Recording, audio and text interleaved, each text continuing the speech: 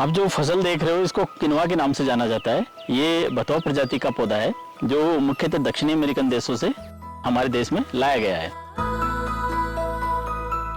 खेती की बात करें तो जो निचले पर्वतीय क्षेत्र है उसमें इसको रबी के मौसम में उगाया जा सकता है और जो उच्च पर्वतीय क्षेत्र है वहां पे इसकी खेती खरीफ के मौसम में आसानी से की जा सकती है।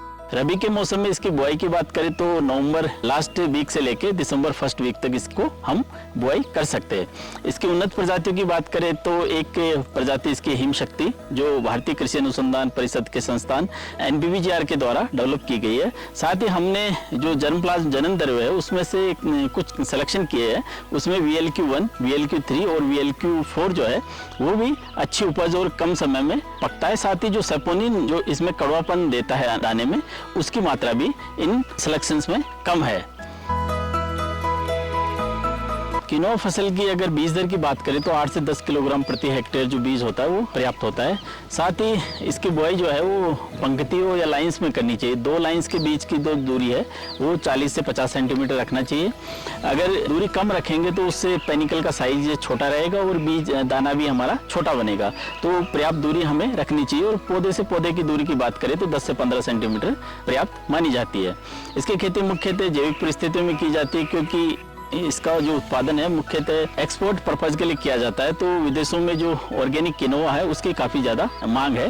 तो जैविक खेती में जो FIM या गोबर की खाद की बात करें तो 10 से 15 टन प्रति हेक्टेयर इसकी खेती के लिए पर्याप्त रहती है।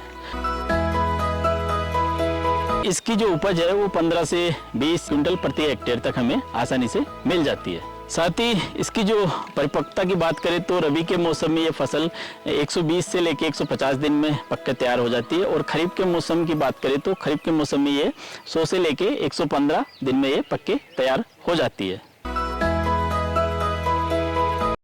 इसकी 2 विशेषताएं, एक तो इसकी जो पोषण मूल्य है वो बहुत अधिक है। खासकर जो प्रोटीन की बात करें तो लगभग 12 से लेकर 18% तक इसमें प्रोटीन पाया जाता है। उसमें भी जो आवश्यक 9 अमीनो अम्ल है वो संतुलित मात्रा में इसमें पाए जाते हैं। साथ ही जो खनिज लवण की बात, मिनरल्स की बात करें जैसे कैल्शियम हो गया, जिंक हो गया, आयरन हो गया, फास्फोरस, मैग्नीशियम, पोटेशियम, वो भी इसमें बहुत अधिक मात्रा में पाया जाता है। साथ ही कई तरह के एंटीऑक्सीडेंट होते हैं और ये ग्लूटेन फ्री एक अनाज है जो कि जो सीलियाक रोग से पीड़ित लोग हैं उनके लिए बहुत अच्छा है। इसमें फाइबर की मात्रा ज़्यादा होती है जो हमारे ब्लड के अंदर कोलेस्ट्रॉल को भी कम करने में कारगर होता है। साथ ही बात करें ये जलवायु परिवर्तन के दौर में भी अपने आप को ढालने में काफ़ी सक्षम है क्योंकि इसको पानी की कम आवश्यकता होती है। साथ ही जो लवणीयता है उसमें भी अच्छे से अपने आप को ग्रो करके अच्छी उपज देने में कारगर होता है। जैसा कि हम देखते हैं कि राष्ट्रीय और अंतर्राष्ट्रीय जो बाजार है उनमें किनोआ की मांग लगातार बढ़ती जा रही है। इसलिए पर्वतीय क्षेत्र के किसान भाइयों से मेरा आग्रह है कि अगर वो इस फसल को अपनी परंपरागत जो फसलें उनके साथ अगर उगाते हैं तो और अधिक आर्थिक लाभ कमा सकते हैं।